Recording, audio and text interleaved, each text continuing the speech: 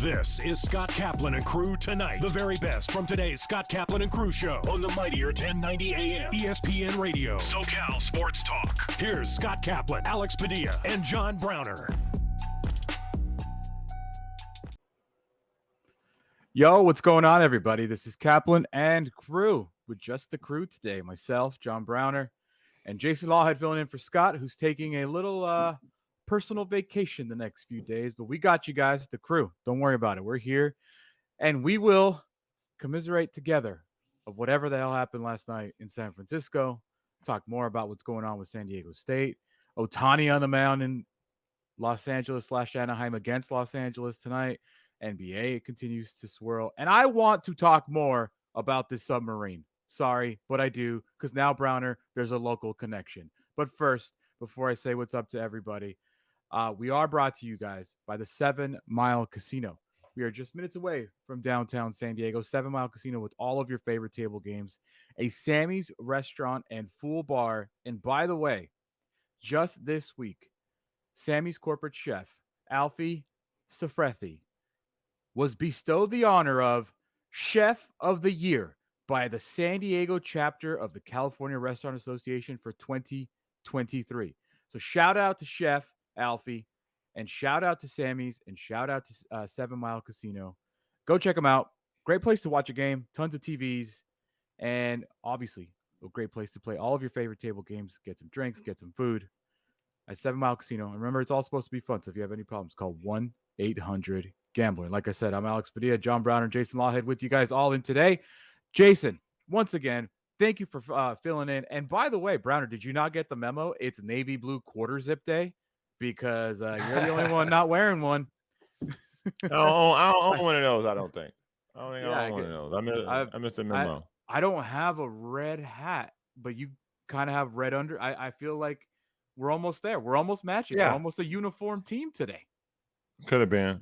There's a lot of cohesiveness. Yeah. Yeah. I have ventured into the age of quarter zips are so comfortable that I got about 8 of them in the closet now. So I go from hoodies in the winter to quarter zips now, and then I'll go t-shirt because it's hot out. I just got back from the store and I took a little walk, and it was it's already warm out. So quarter zips, it's the way in. Yeah, man. That's exactly right. I transitioned from the hoodie into the quarter zip. It's quarter zip season, and you're speaking my language there. But yeah, I know, man. Browner, you're not a quarter zip guy?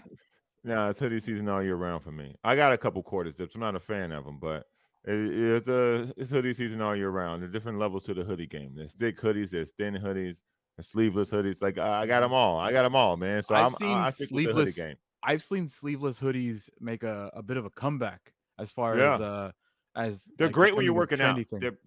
They're priceless when you're working out. They're great things to work out in. I just can't do the sleeveless hoodie because of what Belichick did to it. You know, I just can't. Like, as a white guy, it looks better on black guys because hoodies generally do anyway. And then the sleeveless hoodie, especially like Browner saying, if you're working out, you're doing something, it just looks so like I have nothing when you're a white guy. Like, I have zero money. I live in a trailer. It just looks terrible on a white guy. Pro sports teams are dropping like some fire short sleeve hoodie merch nowadays. That's kind of where I was getting at. It's not just like this cut off gross thing from like Walmart. It's like actually expensive and looks good now. Yeah. All right. Not some champion sweater with the sleeves cut off. Those days passed me by. Back. Those days. No diss to Champion. No diss to Champion. Champion made a roaring comeback all of a sudden. I love Champion. I just bought a bunch of Champion socks yesterday. I wouldn't refer to it as roaring, but they did make a comeback. They did make a comeback. I mean, dude, it's difficult for a brand. I feel like it's difficult for a brand to get dropped to a certain level of like distinguishment and then come back into popularity. Like Champion did that. Champion did that, man. So anyway, you gotta know who to give your clothes to. You gotta what? Know who to give your clothes to for free. Yeah, I don't know what that means. So. Well, listen, they swung with a lot of influencers. They started giving these YouTube people. They started giving some of these. They started giving some of these TikTok people Champion to wear. Because if you notice, Champion made a comeback with no one you knew. They made a comeback. They ran a couple commercials. And then they started showing up with all these kits online wearing Champion because they were giving it to them for free. And so there's your proof that influence actually influenced some things. I get it now. I thought you were saying like me when I'm ready to give my Champions clothes away. Like, who do I? That's give what it I to? thought. Yeah. No, but now what you said makes sense. What you make sense. Very much makes sense. Jason, what's going on, man?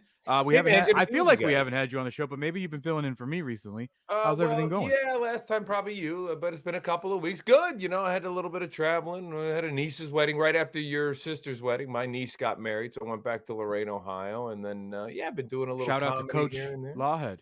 Yeah, the old coach was out there and having a good time and still kicking it, still pimping it out there. I had a matching cane. My dad is a pimp, dude. He had a purple cane with a purple tie. And it looked like he was going to start smacking some hoes. But can I say that? Anyway, you just did. Yeah, I just did. But good time. So far, so good. Summer's off to a good start. And good to be back in the chair with you guys. So yesterday, Jason Browner came in hot. Like, I think for a segment and a half, we let him go. Yeah, we just let him go. I heard on the Melvin situation. On Bob Melvin. Woo, yeah. I heard. I was listening. Believe me. Yeah.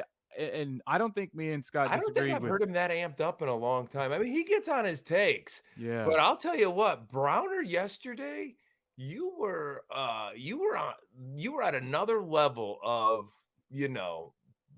torching.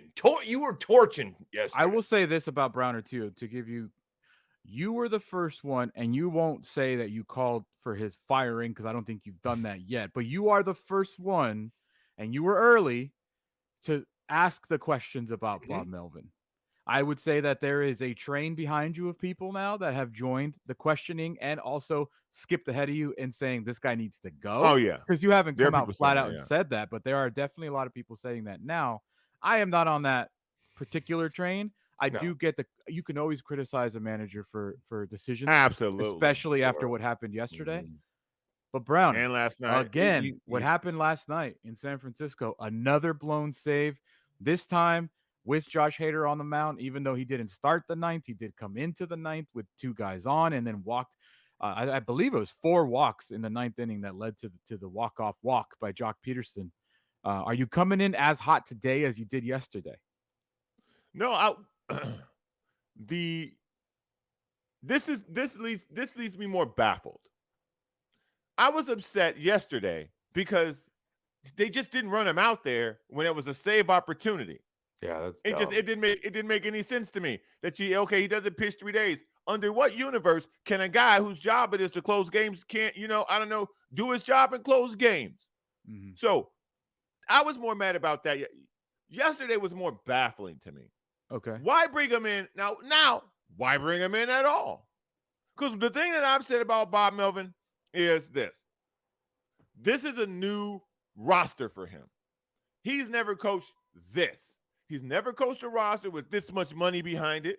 He's never coached guys with this much personality and money behind them. And he's never coached a team with this much expectations. Not a lot of managers have. Correct. Thank you. Exactly. So therefore, I'm giving him some time to kind of get his footing as well. But I was also the first person out the gate going, hold on, wait a minute. But this guy might not be up to task. Not saying they should get rid of him. Just give him some time to kind of figure out how to massage this roster, how to push and pull in certain places. And now we're getting to a point where, like last night, again, what are you doing? Why would you put him in with runners on base in a tie game in the ninth inning? I will say this about Bob Melvin that I think is pretty obvious to anybody watching it. He doesn't have a feel for his bullpen. And what I mean by that is he doesn't know which guy is going to be good on what day. And nobody does really. But to throw out Tim Hill again after Tim Hill had 2 perfect innings on Monday night, did anybody not feel like Tim Hill's going to come in here and just not be good tonight? Or was that just me? Am I that negative of a person that I just assumed that? Well, there's the big part about being a baseball manager is having a feel for your team. And yes. I don't think Bob Melvin has that. Well, I thought the big mistake was pulling Lugo as early as he did. Well, Lugo was on a pitch count of, I believe, 70 because it's his first start back. Is that it? Okay. It's his first start back since May 17th, and they're like, you got 70 pitches tonight. We'll see how far it goes. He actually ended up going, He's through 66 pitches. Yeah. And I guess if you're on a pitch count at 70 and it's a hard count, then yeah, you got to pull him. But, if you got a guy that's got 66 pitches and he's thrown 45 for strikes and he's keeping, the Giants at bay for the most part, and the top of your order is hitting the ball throughout the game, and you hope maybe they're going to keep hitting the ball in the late innings, we're going to go 75 to 80 pitches and try to get him at least some outs in the next inning or go through the next inning when he's pitching at that pitch count very well. He's pitching 66 pitches at 45 strikes. And so, I get it. But still, I agree. He doesn't have a feel for the bullpen, but let's not discount the fact that this guy isn't just in his first year stumbling around. He got this team to the NLCS last year. Yeah. He took this team after a trade deadline and a guy, Josh Hader, who couldn't get anybody out for the first 2.5 weeks of the trade deadline, and Juan Soto, who couldn't hit even Josh Hader in the first 2 weeks of a trade deadline, and was able to put that team together and meld them into an NLCS, got him past the Dodgers. So I think he's at least got the currency to say, long season, yes, a lot of disappointments. This last couple of games here he's obviously looked bad in the situations of being not the guy to call, whether Hader is pitching 3 days in a row, and then Browner makes a great point. I mean, at that point, if you can't pitch Hader 3 days, if Hader can't pitch in a closing situation on Monday night, then what are you putting him in there for with runners on base in a tie game where that isn't his element? And, you might as well just sink or swim with Nick Martinez at that point. Thank you. Yeah, that is definitely, but that could be a series of things where Melvin's going, look, man, now I've got front office kind of managing me a little bit.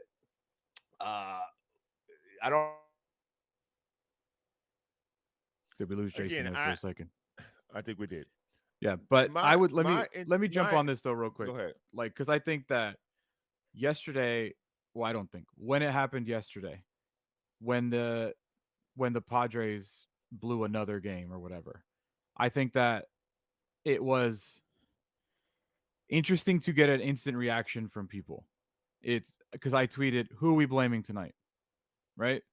And I was just curious, who's the Padres fan base going to blame for tonight? And I think there's a lot of heated reaction because it's back-to-back days. And instantly it was Bob Melvin and then Josh Hader, AJ Preller, the offense, Bogarts, Nick Martinez. Like, everybody had a different answer. And I think that's very fair right now where the Padres stand this far into the season, and we're at June 21st already. I think that the blame should be carried equally throughout by the whole team. They're underachieving. They're not living up to not just the hype, but to their own potential. And that to me is where I am the most frustrated, is that what Xander Bogaerts is, and he's not playing to that level. Not even close. What Manny Machado is. He's not playing to that level. Soto cooled off significantly in the month of June. He's back hitting in 200s again in the month of June. I think that it is, as a whole, this team is they're just underachieving top to bottom. Right. But I agree with you. That's not you're not making some wild, drastic statement by saying that. I mean, you can look at their record alone before you get to any of their statistics. But before you start bebopping them, you can already tell that they're underachieving. But even with the way that they started the season so poorly, the last 3 or 4 series that they've won against good teams, it appeared that they were starting to work things out. It appeared that they were starting to go in the right direction. And now we find ourselves in a division game with back-to-back blown saves. The first game of the Giants series, to me, was far more egregious than last night. I think last night you just got beat by a team that's playing well. You could have won the game, But, they get paid too, which is one thing I always want to remind people when they talk about, they're not hitting in key positions. Well, the goal of the other team is to make sure that they don't. And sometimes they execute more than we do. But there are occasions like last night when Soto comes up, big hits one to the wall, guys in scoring position. There we go. There are times where the other team's just going to be better, and I think that was kind of the recipe last night. But it gets me back to the point where I'm asking the same question. Because who's in charge? Because now, listen, like you want to talk about that submarine? This is the submarine mystery for me. Who's in charge? Is it Bob Melvin or is it somebody above him? Because you know the answer. Why would you put Josh Hader in the game last night? If you didn't play him last night, and now you're not even in a save opportunity now, and he's not, by the way, he's not going to pitch the next inning. Yeah. If it by the book, he's not going to pitch. And by the book, if you're gonna play Josh Hader, you play him at the top. Thank you. The way you normally do. I think you ride or die. I'm just talking about last night. I think you ride or die with Nick Martinez at that point because Hader. Agree. I think Hader is a guy that, love it or hate it, that's a whole different discussion. Josh Hader is a guy that, listen, I'm a 3-out saves. I come in the ninth when it's a save or a hold opportunity, and that's it. Don't act like. Did you see how annoyed he was when he came in, and for whatever reason, Ruben Niebla came out before he even threw a pitch because they called for a pitcher. Like they even talked about his face, how annoyed his face looked when he was on the mound. Josh Hader is a guy that, and that's the way closers are. It's fine, but I think last night you ride or die with Nick Martinez, and that's it's pretty simple to me, man. Like. By the book, you bring in a closer in the ninth right there to hold you, to get you to extras. But if you're going to bring in Nick Martinez because he only pitched one pitch in the eighth, makes sense. Great. Keep Nick in. But you ride or die with Nick right there in that situation. That's his guys on base. You go with him. Yeah. End of the day. It just gets me back to the point. What are you doing?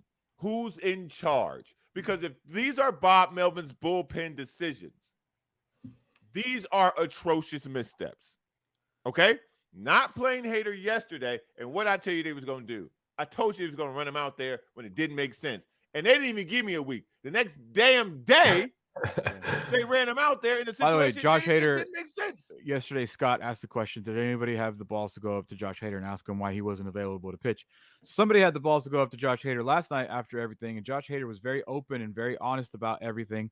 He kind of, Josh Hader, when you're a closer, you got to be able to just blow things off. You got to be able to, hey, it's one game. It's not, there's whatever X amount left. He did say, if I pitched Monday, I wouldn't be available Tuesday and I wouldn't be available Wednesday. So we made a decision that I wouldn't pitch Monday, but now I'm available the rest of the series in San Francisco. Whatever. Great. Whatever. But that's from Josh Hader's mouth. That's not me telling you, Browner. That's what Josh Hader said. I'm so glad you shared that bit of information because now I know it's him. Now I know it's him. His attitude coming in last night when he doesn't, I don't like this save situation, so I'm going to show my disapproval for this by my body language on the mound. So now I know it's him who doesn't want to do 3 days in a row. It's him who get a new guy. Get a new guy. He's great. This is what he said. This is straight from the Union Tribune this morning. He noted that had he pitched Monday, he would have been unavailable for at least last night, Tuesday, and today's game, Wednesday. Quote, you pick and choose your battles. Like I said, it's a marathon. So you got to be able to stay healthy throughout. If you're wearing and tearing on your body and you get hurt, then what? So you got to take care of yourself throughout. Bullpen life is a long journey. So like I said, it's disappointing that we lost these games, but we got to keep going. I'm going to do everything I can to be ready every single day if I could. I would pitch every single day, obviously. That's not realistic, but I'm going to give myself every opportunity to be there in close games. Obviously, there's also a health factor in there that we got to be smart with too. Can I just say this? And Jason, I want to get Jason's point of opinion on this, and one this may flow over to the next segment. This is where, to me, the statistical, analytic, number crunching has broken athletes. Your body can maintain if you train it properly to work in a certain way. The closer position is fairly new. I mean, in the history of baseball, the closer position is fairly new. But you can't tell me that now guys can't throw 3 days in a row? Now we got to have 6-man rotations? Like, the numbers have overly gotten into guys' heads to where they're more concerned about the numbers than listening to their own body. Because, again, we talked about it. Josh Hader had 2 saves in 1 day. So what's the difference? What's the difference, man? Jay, you want to just yeah, I mean, right now, it looks like, you have to circle days on the calendar when this guy's going to be available and hope that they're safe situations. And you're kind of I agree with Browner in a way where it's like, well, what are you going to pick here? What are you going to pick? Are you going to pick finding an everyday closer, or are you going to kind of adhere to a guy? I think we're obviously going to talk more about this when we come back. Josh Hader did continue that he had more to say about when he's not available. We're also going to talk to our boy, actor, podcaster, Chris Reed, and we are brought to you by 7 Mile Casino. This is Kaplan and Crew, kaplanandcrew.com. We'll be right back. You're watching Kaplan and Crew Tonight, powered by the mightier 1090 AM, ESPN Radio, and YurView, featuring the best sports talk in SoCal.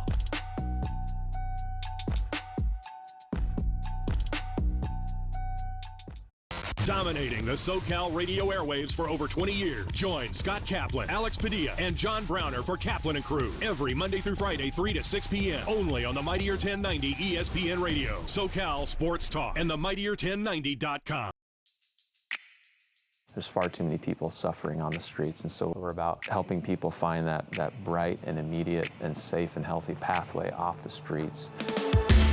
Our mission is to alleviate the suffering of homelessness throughout San Diego County. We raise money to fund, activate, or lead high-impact homelessness programs, and there's close to 20 different employment and job training programs that we've funded. In 2023, addressing and reducing youth homelessness is one of our primary focus areas. And so we work with Urban Street Angels on a number of strategies and programs. We work with the Youth Assistance Coalition because they're organizations that make impact. We're never going to solve it, but we can meaningfully reduce it and help a heck of a lot of people by raising money to fund and activate a multitude of programs that are tangible and can be quantified and meant to alleviate suffering now, while simultaneously pushing on government to help accelerate their efforts. Cox Communications and the San Diego County Office of Education salute the 2023 San Diego County Teachers of the Year.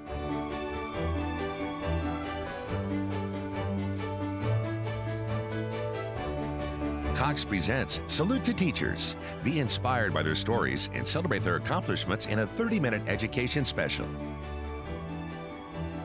Watch Cox presents Salute to Teachers only on YurView. Since 1975, San Diegans have trusted the Murray-Lampert family for their home remodeling projects. We continue our commitment to deliver high-quality home remodeling and construction to our customers without an expensive showroom. When you're adding companion units or ADUs to bring value to your home, our team has the experience to handle everything. Plus, our strong relationships with the city makes adding on easier for homeowners. Visit murraylampert.com for your consultation. Here at our New Teeth Now Center in San Diego, we specialize in reconstruction and giving patients back their teeth in the same day. We have a center where not only you have oral surgeons trained in surgery doing your procedure, but at the same time we have trained lab technicians in-house. We have general anesthesiologists to help you with your anesthesia. And we're able to bring everything in-house to recreate patients' smiles. Our specialty really is zygomatic implants. This procedure allows us to really deliver teeth to patients who otherwise have been told they would never receive teeth in their life. Thanks to New Teeth Now, I love my smile. I don't even feel really different. The proof is right here. For our patients who have been apprehensive about coming back into dentistry, we want to tell you that we are the premier center to take care of you here. We want to make sure that we're well taken care of from the first minute you call us to the minute you come and meet us for a consultation. I can smile, I can laugh. It's brought me back, and I'm so thankful for that. You're watching Kaplan and Crew Tonight, powered by the mightier 1090 AM, ESPN Radio, and YurView, featuring the best sports talk in SoCal.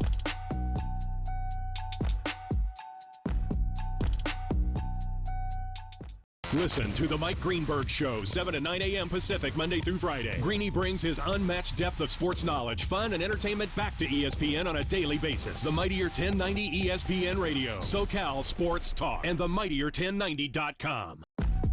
We'll be right back with more of Scott Kaplan and Crew Tonight. The very best from today's Scott Kaplan and Crew Show on the mightier 1090 AM, ESPN Radio, SoCal Sports Talk.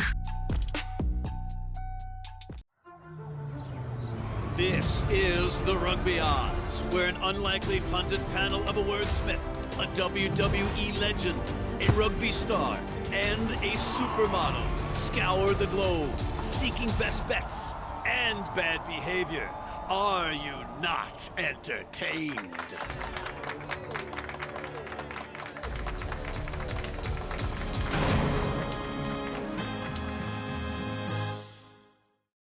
My favorite thing about teaching would be just seeing the growth and the potential of the kids and just kind of letting them explore creative thinking, creative thought, and creative projects. Me and my dad went to Patrick Henry High School, and we have other team members who also went to Patrick Henry, and their kids went to Patrick Henry. Rachel was one of my students, and during my graphic design class, she actually developed a redesign of the Murray Lampert logo, which is how I learned about Murray Lampert. Early on, she showed a lot of just kind of a awareness of design. We've been very active in this, especially the San Diego Unified School District. I was on one of the boards for a few years. We've participated in middle school in Patrick Henry. A few years ago, we donated a baseball scoreboard, which felt really good because that's where my son played baseball. When the engineering department needed support, we donated for models for the kids in architecture class to build actual framed models. Murray Lampert donated a big marquee, digital marquee, and every morning I see that on my way into the classrooms. It's extremely important for communities and companies to invest in the students. When they do, bad behavior goes down, student achievement goes up. When companies give back to the students just, they feel a part of something bigger. They feel part of a community. They feel like somebody has invested in them. Teachers are very important, and it's important that they get what they need in their classrooms, and we've really been part of that. We're really looking forward to being involved with the Salute to Teachers that's coming this year, and we hope to make that an annual event. The philosophy of integrity here at Murray Lampert is always doing the right thing, even when someone isn't looking. The San Diego Children's Discovery Museum is a children's museum that serves San Diego County. Our area of focus is children between the ages of 0 to 10, but primarily 0 to about the ages of 7. We teach children in an informal, experience-based environment, specifically foundational fluencies, social-emotional learning, and purposeful play. We started PNC Grow Up Great in 2004. It is now a $500 million bilingual early education program, all focused on reaching young children from birth to age 5, with a particular emphasis on reaching low and moderate income children to help prepare them for school and life. And we've been looking for partners, and that's how we got to the San Diego Children's Museum. They specifically have a new mobile unit where they bring STEM-related educational services to kids that can't make it to the museum. We both believe in bringing innovative platforms of learning to children all over the county. I think I'm going to build a castle. Here at our New Teeth Now Center in San Diego, we specialize in reconstruction and giving patients back their teeth in the same day. We have a center where not only you have oral surgeons trained in surgery doing your procedure, but at the same time you have trained lab technicians in-house. We have general anesthesiologists who help you with your anesthesia. And we're able to bring everything in-house to recreate patients' smiles. Our specialty really is zygomatic implants. This procedure allows us to really deliver teeth to patients who otherwise have been told they would never receive teeth in their life. Thanks to new teeth now, I love my smile. I don't even feel really different. The proof is right here. For our patients who have been apprehensive about coming back into dentistry, we want to tell you that we are the premier center to take care of you here. We want to make sure that we are well taken care of from the first minute you call us to the minute you come and meet us for a consultation. I can smile, I can laugh. It's brought me back, and I'm so thankful for that. Since 1971, the LGBTQ Center OC has been a pillar of the Orange County community, proudly empowering and advocating for the queer individuals and families who need our support. We've sustained a safe space for the community for more than 50 years and continue to grow the wealth of resources that the people of Orange County rely on. It's true that it gets better. Until it does, the LGBTQ Center OC is here, and we've got you. The San Diego Children's Discovery Museum is a children's museum that serves San Diego County. Our area of focus is children between the ages of 0 to 10, but primarily 0 to about the ages of 7. We teach children in an informal, experience-based environment, specifically foundational fluencies, social-emotional learning, and purposeful play. We started PNC Grow Up Great in 2004. It is now a $500 million bilingual early education program, all focused on reaching young children from birth to age 5, with a particular emphasis on reaching low and moderate income children to help prepare them for school and life. And we've been looking for partners, and that's how we got to the San Diego Children's Museum. They specifically have a new mobile unit where they bring STEM-related educational services to kids that can't make it to the museum. We both believe in bringing innovative platforms of learning to children all over the county. I think I'm going to build the castle.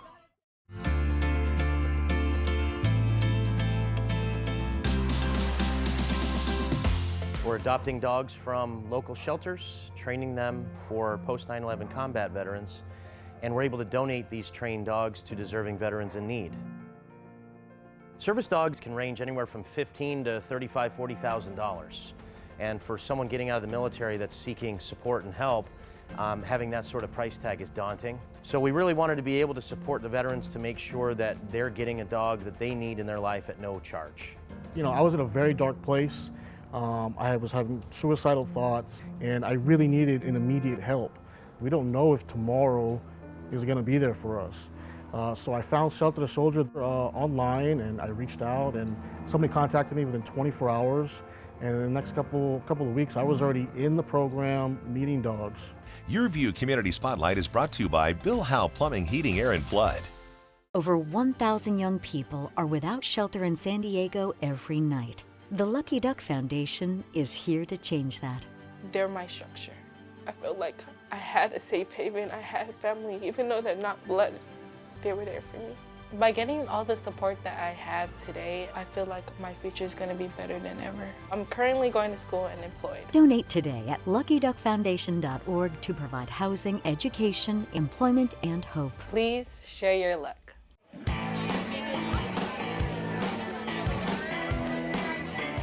We're here at Teacher Appreciation Night, in which all the district teachers of the year that are running for County Teacher of the Year next year are here with us, as well as the reigning County Teachers of the Year. And they're fortunate enough to bring us down onto the field for the first pitch.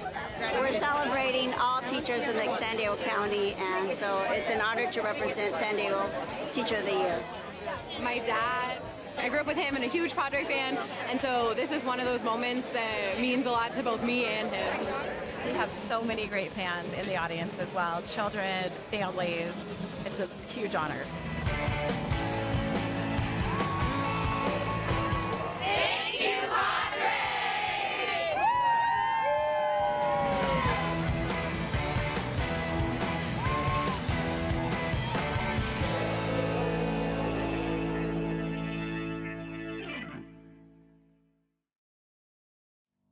After an accident, you could be faced with a maze of confusion.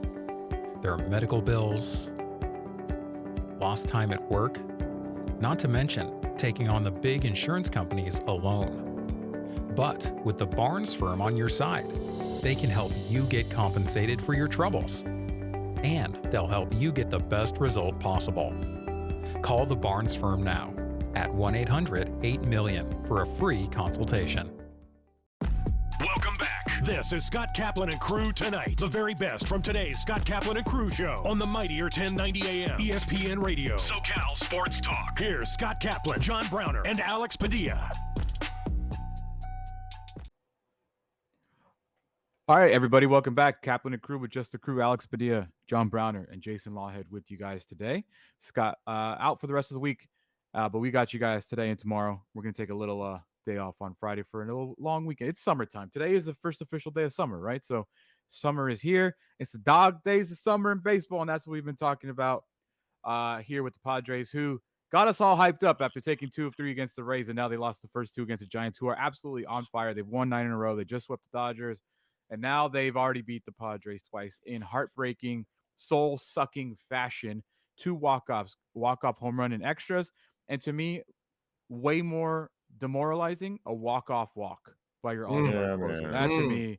That to me just sucks way more than – listen, you give up a home run from Ray Kerr, okay. But when your all-star closer goes in, walks 2 guys, and that's how you lose because you walked 4 guys in the 9th inning, yeah, it's a tough way to lose. Yeah. It's a brutal way to lose. Padres keep finding ways to lose. Browner, I'm going to keep reading quotes from Josh Hader because he spoke at length yesterday. It was in the Union Tribune this morning saying, so we talked about, he said, if I pitched Monday, I wouldn't have been available Tuesday, not available Wednesday. So we decided not pitch Monday. Okay. So we go forward. More quotes from him, John, saying, quote, these games do matter. But once you get closer towards the end, like August, September, that's when the games really, really matter. So that's when you got to put the dog in you and be there 100%. I'm not going to say any teams. There's teams that go really well throughout the season, and they don't get hot on that back end. They don't do so well in the playoffs. I think when you get into that August, September time, that's when you get that momentum that builds you through the playoffs to get you going. These games are important, but it's not the end of the season. We still have a lot of games left that we got to play. We're going to keep fighting to put ourselves in the best position to win. I don't know if Josh Hader knows how standings work or how wins add up. But brother, if you don't win these now, the ones in October and the ones in September and August won't matter.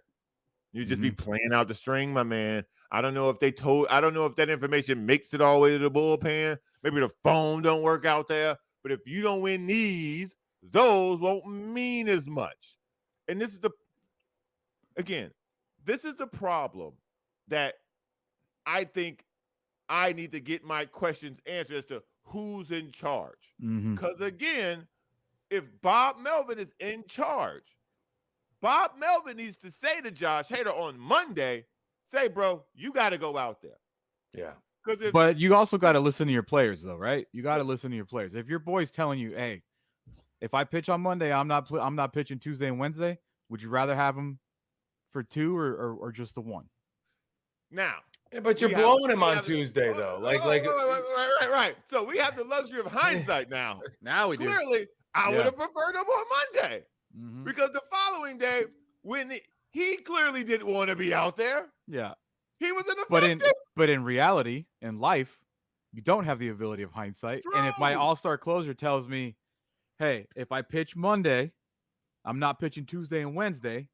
Cool. Then I'm probably just going to go with, okay, well, let's have them available Tuesday, Wednesday. But then the question is, let's say I pitch you Tuesday, Wednesday. Are you available Thursday?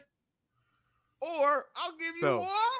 Right. He's probably not, right? So you might as well pitch him Monday and have him for Thursday so you can at least try to nail down game 1 in that series, see how things go. And you got him at least for game 4 in that series if you want to nail that one down. Because look, in the first 2 games of this series, 11 runs the Giants have scored. 8 of those are from the 7th inning on. Yeah. Listen, man. Let's throw another body in the Scooby-Doo mystery van, okay? Because everybody's got opinions. Everybody's got opinions, and we haven't had this guy on in a while, and he is a great friend of the show, and you know him from Sons of Anarchy. You know him from other things, and you also know him now as a Padres podcaster on Padres Hot Tub. That's right, with our good friend Craig Elston. Chris Reed, back on the Kaplan and Crew show. Chris. And if you want to talk about a body, oh, boy. This fills a van quite significantly. Yes.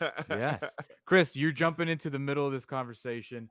I started the show by just asking the question that I asked last night on Twitter. Who are we blaming for these last 2 games specifically? And everybody, immediately on Twitter, it's Bob Melvin, it's AJ Preller, it's Xander Bogaerts, it's Nick Martinez, it's Josh Hader, it's this, it's that, it's this. I don't think there is. I think we're all playing the blame game right now, where you're cutting a piece of the pie. X gets this, X gets this, X gets this. Where do you stand on what's happening just these last 2 days? I blame the gods. I blame Odin and Thor and Loki, that trickster, for getting our hopes up. He's like, hey guys, I'm gonna have your bullpen throw 1,000 scoreless innings while everybody else on the team sucks. And then in June, when you have some momentum and you have some late leads, nah, all those guys are gonna give up runs. Every single one of them giving up runs. Here's a run. Here's a run. And in like the most like heartbreaking fashion yesterday, because it's like Tim Hill's like little ground ball, little ground ball, little ground ball. It's just like, and then it's like walk, game over.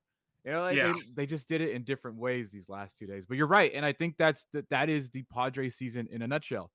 They just haven't been able to put this whole thing together at all for an extended period of time. They've shown glimpses of what they can do, but even on this weekend, the bullpen was fantastic, but the offense wasn't stellar again. So it's just like it's been like this all season. Yeah, up and down. If we're gonna put blame, I gotta go to my favorite player, the Capitan. Manny Machado is having a season that Manny Machado can't have. If the Padres want to be a championship team, or a team with championship ambitions. 1 for 5 last night. That one was that was an error from Brandon Crawford. That was not a hit. He's had a few of those this year. He's had a few of those infield singers that, Manny Machado is not a fast guy. No.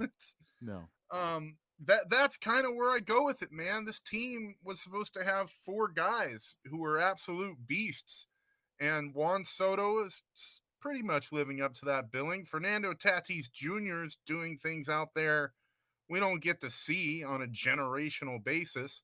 Xander Bogaerts is hurt, and Manny Machado is probably a little hurt too, but he's not performing. So Manny and Xander having the seasons they've had, I think are probably the biggest reasons why this team continues to find itself in close games.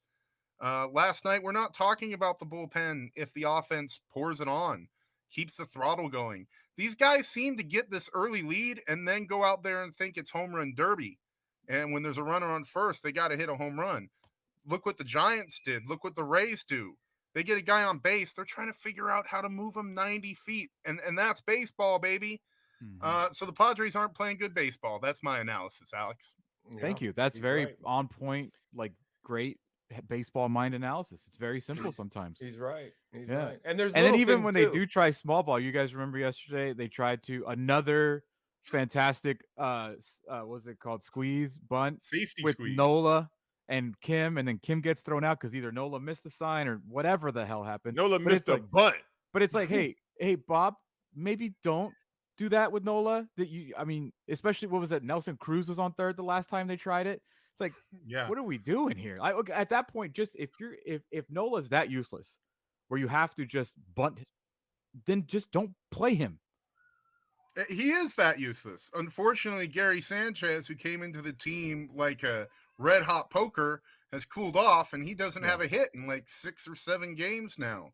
So what do you do? And Fernando Tatis Jr.'s got to get the gear on. I wouldn't put it past him at this point.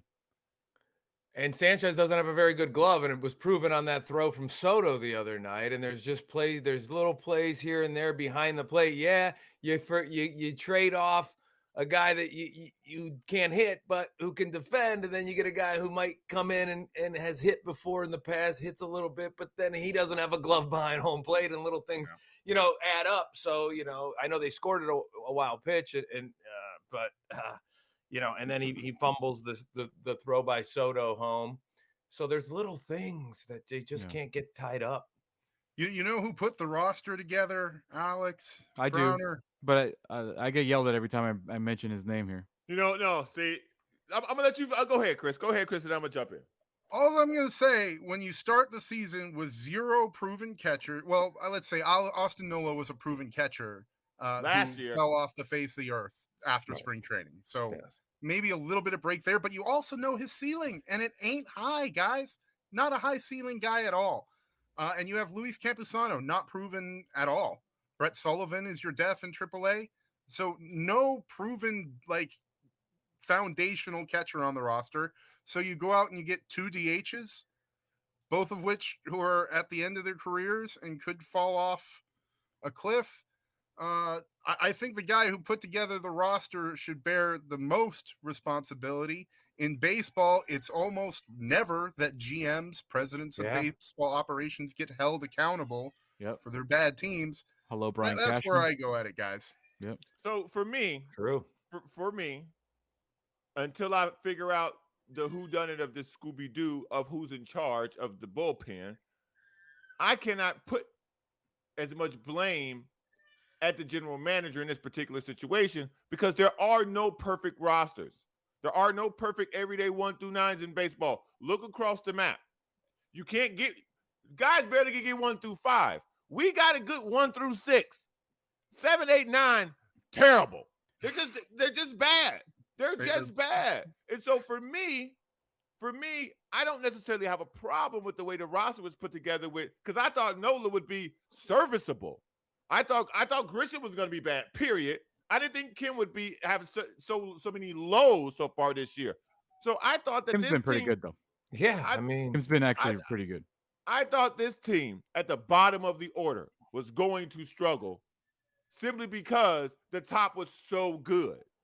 But when the top doesn't necessarily come through as much as they should, those runs don't add up because now you're assuming Grisham can get a hit. At one time, Cronenworth was struggling. You were expecting him to get a hit after those first 4 guys. You were expecting Nola to at least move a runner over. He hasn't been able to do that. So the guys at the bottom of that order have been so bad, with the guys at the top not being as good as we thought they were, and that makes it look inept. So let's talk about a bigger issue as a whole for the organization, because we can't blame AJ Preller for anything on the show because we start getting yelled at. But what we can, send them to me. I'll take it. What we can say about the Padres organization is, and I think everybody here can agree with, is when players that perform elsewhere come here, they tend to fall off. Why is that? Matt Carpenter hit, I believe, almost 300 last year with the Yankees at the end of that season. Look at Juan Soto last year. I mean, that's the best example. Look at Xander Bogaerts this year. Why do players that are all-stars elsewhere come here and struggle? I'd counter with Jake Cronenworth came here and did pretty good as a nobody. And there's a few cases like that. Walker's doing really well. Can I help? Can I provide some insight on this? Yeah, please. Because it's awesome here. There's other cool stuff to do. There's other stuff to do, man. The weather's nice. The food's good. There's multiple beaches. There's gorgeous women. There's other stuff to do. I'm sorry. This isn't Cleveland. No offense. This isn't Cincinnati. This isn't Baltimore. Then it goes. Those are great American cities. Then it goes to They're not better than this one. Then it goes to my blame game time. Then, because it goes exactly to my point.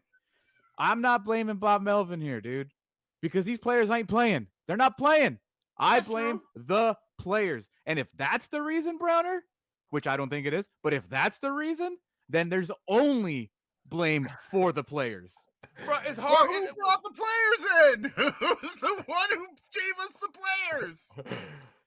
Yeah, I've been saying fire AJ Preller for about 3 or 4 years now, and I've been yelled at for 3 or 4 years. I've been getting yelled at, dude. So Browner acts like they won the World Series last year because they snuck into the wild card. Chris, this is a flawed roster last season that just happened to overachieve in the playoffs. Bruh, any general manager would have signed Xander Bogaerts. Any general manager would have traded for Juan Soto. Wait, hold on. Anyone would have traded for Juan Soto. Okay? Anyone would have. There were multiple suitors for Manny Machado before he signed here. Nobody offered Manny Machado what they offered him. Nobody offered Eric Hosmer what they offered him. Nobody would have offered Will Myers. Eric Hosmer's different. Why? Because AJ Preller didn't sign him? AJ Preller didn't sign him? Nobody would have offered. Nobody offered Machado He was $300 bad. million. He does not count in this discussion. Nobody. The only reason Manny Machado's here is because nobody gave him $300 million, and we all know that as a fact. The only reason Eric Hosmer was here is because nobody offered him $187 million. He also, let's not forget about Will Myers making $80 million. Nobody was handing out those contracts. To turn the reputation of this franchise around, you had to pay somebody first. And Manny was the first person that they put the wheelbarrow cash and dumped it on him. That had to happen. That had to happen on somebody. I'm glad it was Manny Machado because he's been a cornerstone of this franchise. How many general managers? They gave him the money. What I'm saying is this. Yes. Anybody would have traded for Soto. And when you leave Washington, D.C., and then you move to here, and you go home on Coronado Island, bro, it's hard. It's hard to work on them sliders. It's hard. Look how good Manny was in Baltimore. It's hard, bro. It's too nice to hit in San Diego. We know it's too sunny. It's always sunny in Philadelphia. It's too nice to hit in San Diego. That should be it's harder to play here. It's not because the media. It's not because the fans. It's because your wife's good. Okay? Your wife's happier. Your kids are having fun at the beach. It's hard to leave that. Miguel Cabrera would have been a 230 hitter in San Diego. He would have stunk. Wasn't he pretty good in Miami, though? Miami sucks. Yeah. Miami sucks. Miami's like 5 blocks. Outside of that, it sucks. It's too hot. The weather drains you in Miami, according to Mike Greenberg. Sucks. It's too hot down there. Yeah. That's my belief. Why they struggle when they get here. If I would have said that, Bronner would have been yelling for about 2 more segments. If I would have been my excuse as to why the players stink. Oh, it's because it's nice here. Because people come here to retire. People play golf. You go to Coronado. You got a golf cart that's street legal. You need money to retire here. You can't retire here. Yeah. This ain't the place for retirement. But unless you're Russell Wilson. As soon as I mentioned Eric Hosmer, well, that doesn't count because he's bad. He sucked. Let's not forget that your same general manager also traded for a washed out Mike Clevenger. Your same general manager traded for Austin Nola and gave up 3 All-Stars. Not quite, but 2? Almost. I think Munoz is going to be. Anyways, I think Munoz might be the best of them. Yeah, right, Ty France is kind of doing a little fade. Yeah. With all that said, okay, look at the team. We still got a chance. And I like that. I like that, Brown. Hold on, one more thing. I like that you're like, anybody would have signed Xander Bogaerts. Says the guy who bitched about Tatis not being the shortstop the entire time. So you wouldn't have signed Xander Bogaerts because Tatis was your shortstop. Did you forget? You forget the entire time. Let me explain something to you. Because you don't forgot. You always need good shortstops. Just like Tatis can play right, Xander can play right. It'd probably be better on his weak wrist. He ain't gonna be throwing dudes out at home like Tatis, though. True. That ball's gonna need a cargo flight to get there. Yeah. Fact. You brought up a good point, which is that the 2020 trades, Nola, Clevenger. AJ did that because he felt like he should go pot committed towards winning, and the team wasn't quite where he wanted it to be. And that on the Padres hot tub is our big fear coming into the All-Star break, coming into the trade deadline. If we're a game under 500, AJ's going to feel pressure to make moves. He's going to look at his deck of prospect cards and start figuring out which one. What's that? All 2 of them remaining? No, we got 4 in the top 100, baby. He rebuilt it. He's strong. We got an untouchable. We got one untouchable. One untouchable. And he's a young Venezuelan 17-year-old that I went and saw a couple weeks ago, and he's special. So yeah.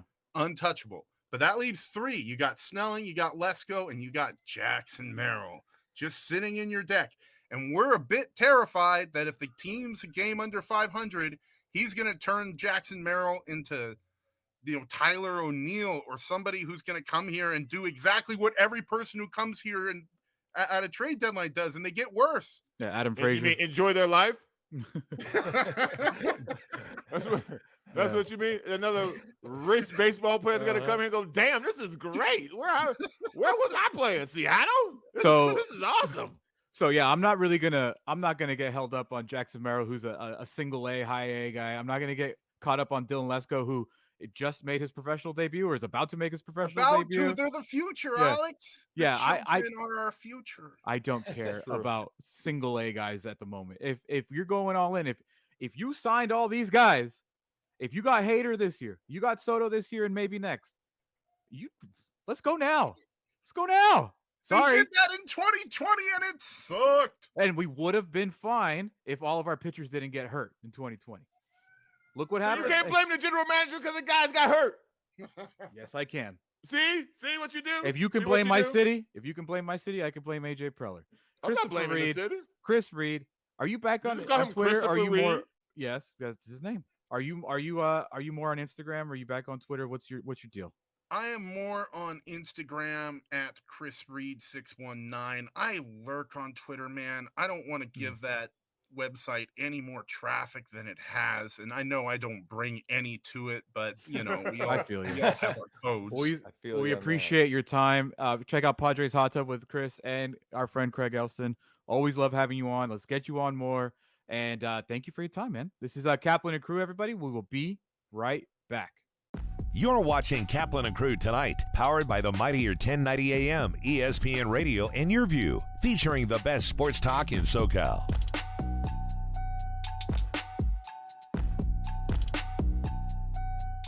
Locally owned and operated, not some bland, uninspired, corporate, cookie-cutter radio station crap. We simply say to those stations, Q. The mightier 1090 ESPN Radio, SoCal Sports Talk. Murray Lampert now brings architectural and interior design to a whole new level for your remodel, ADU, or whole house build. We're truly a team at Murray Lampert Design, Build, Remodel, and we don't take that lightly. Visit murraylampert.com. Great things can be achieved when a community comes together. Join Erica Cardenas on Doing More as she introduces you to ordinary people working side by side to confront tremendous challenges and make a positive impact in their community. Watch Doing More Sunday night at 6 on YurView or stream it online at YurView.com. Doing More is presented by PNC Bank, proud to be a part of the San Diego community. If you've been told that implants aren't an option for you, or you're looking at years of bone grafting treatment, I'm here to tell you there is a better alternative. At New Teeth Now, we are a one-of-a-kind surgical center that routinely places zygomatic implants. Zygomatic implants are placed in the cheekbone or the zygoma, completely bypassing the need for bone grafts. If you've been told that lengthy bone graft treatment is the only way to get implants, call us today and let's get your smile back. When you're adding companion units or ADUs to bring more value to your home, our experience plus our strong relationship with the city makes adding on easier for our homeowners. At Murray Lampert, we listen to you first, then design and build. Visit murraylampert.com. If you're going to count yourself as a fan of this radio station, you'll need to continuously ask yourself one basic question. Am I listening enough? Pro tip, wives are not a good source for input on this. This is the mightier 1090 AM ESPN Radio. When you're adding companion units or ADUs to bring more value to your home, our experience plus our strong relationship with the city makes adding on easier for our homeowners. At Murray Lampert, we listen to you first, then design and build. Visit murraylampert.com. The San Diego Children's Discovery Museum is a children's museum that serves San Diego County. Our area of focus is children between the ages of 0 to 10, but primarily 0 to about the ages of 7. We teach children in an informal, experience-based environment, specifically foundational fluencies, social-emotional learning, and purposeful play.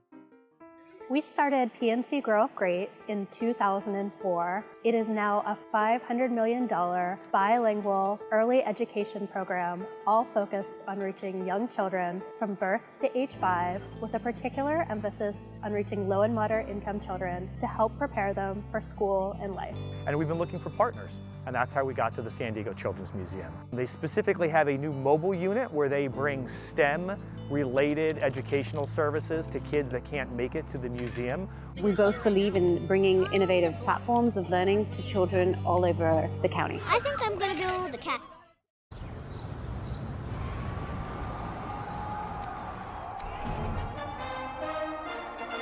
From New York City comes America's longest-running and most popular rugby show. The biggest names in Major League Rugby, MLR highlights, and big match previews. Rugby Wrap-Up presents MLR Weekly, made in New York City. Thank you for joining us. Catch Scott Kaplan and Crew tonight from 7 to 8 p.m. Pacific every Monday through Friday. The very best from today's Scott Kaplan and Crew show on the mightier 1090 AM ESPN Radio, SoCal Sports Talk.